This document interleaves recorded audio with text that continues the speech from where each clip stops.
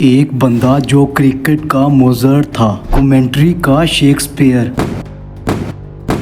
लेकिन उसकी लाश एक होटल के कमरे के बाहर मिली। सर फटा हुआ, आंखें खुली हुई और हाथ में एक नोट जिस पर लिखा था please inform the BBC. Police ने कहा यह सुसाइड है, लेकिन अगर वो चिल्ला रहा था they are trying to kill me सिर्फ कुछ मिनट पहले, तो क्या ये मौत सच में उसकी अपनी चॉइस थी? और सबसे शॉकिंग बात, उस वक्त उस कमरे में एक और लड़का भी मौजूद था जिसको उस बंदे ने खुद साउथ अफ्रीका से बुलवाया था। वो लड़का फिर कभी जिंदा या मुर्दा नहीं मिला। क्या पीटर किसी डार्क सीक्रेट का हिस्सा बन गया था, या वो कुछ ऐसा जानता था जो दुनिया के सामने नहीं आना चाहिए था? पीटर रोयबक कोई आम क्रिकेटर नहीं था, ये बंदा क्रिकेट का फिलोसोफर था। एक ऐसा कमेंटेटर जो सिर्फ कमेंट्री नहीं करता था, सिस्टम को एक्सपोज भी करता था। इंग्लैंड और ऑस्ट्रेलिया दोनों के साथ क्रिकेट खेला,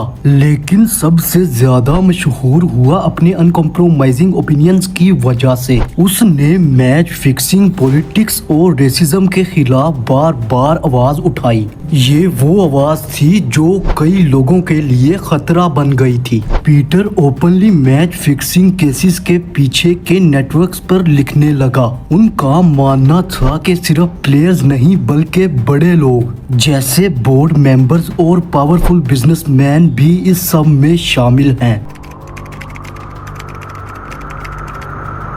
13 नवंबर 2011 पीटर साउथ अफ्रीका के सन होटल में था।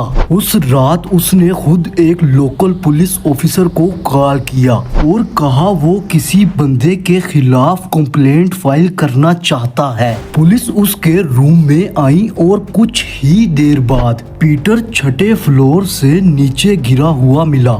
Why would someone call the police and then jump out the window when they arrive? उस वक्त के रिपोर्ट्स कहते हैं कि उस पर किसी ने असोल्ट का केस बनवाया था, लेकिन डिटेल्स कभी पब्लिक नहीं हुई। सीसीटीवी फुटेज भी कभी रिलीज नहीं की गई। होटल के स्टाफ ने कुछ भी बोलने से मना कर दिया। पीटर का लैपटॉप, नोट्स और कुछ हैंड रिटन डॉक्यूमेंट्स मौत के बाद या तो मिसिंग था या फिर टेम्पर्ड। इन्वेस्टिगेशन में ये क्लियर नहीं हुआ कि ये सब किसने ले लिया। एक बीबीसी जर्नलिस्ट ने लिखा Peter was working on something big. Peter के करीबी दोस्तों ने कभी भी सुसाइड थ्योरी को एक्सेप्ट नहीं किया। हारून लोरगट, उस वक्त के चीफ एग्जीक्यूटिव, ने कहा Peter had secrets the world wasn't ready for. एक इंडियन जर्नलिस्ट ने भी क्लेम किया था कि पीटर उनसे एक एक्सपोज पब्लिश करवाने वाला था जिसमें करप्शन और पॉलिटिकल कंट्रोल क्रिकेट में दिखाया गया था। उसकी मौत से कुछ वक्त पहले पीटर ने एक अननोन नंबर पे कॉल किया था।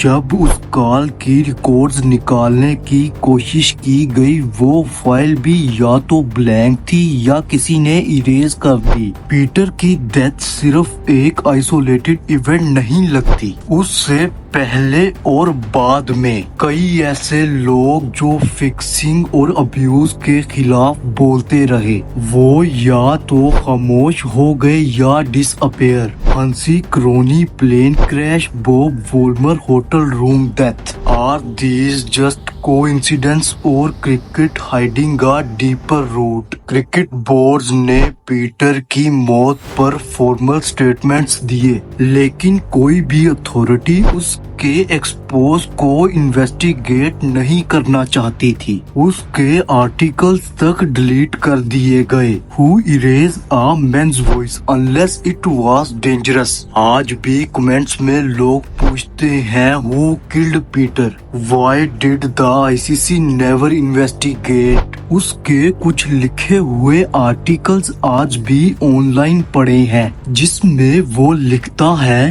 Truth in cricket is a hard ball, if you throw it you better be ready to face it. क्या आप जानते हैं एक ऐसा प्लेयर पाकिस्तानी भी था जिसको ऑलमोस्ट मार ही दिया था। तो कौन था वो प्लेयर, ये जानने के लिए ऊपर मेंशन की गई वीडियो को देखना मत भूलिएगा। तो आज की ये वीडियो यहीं तक थी। उम्मीद करते हैं कि आपको पसंद आई होगी। हम मिलेंगे आपको एक नए वीडियो के साथ। तब तक के लिए आप चैनल को सब्सक्राइब कर दें।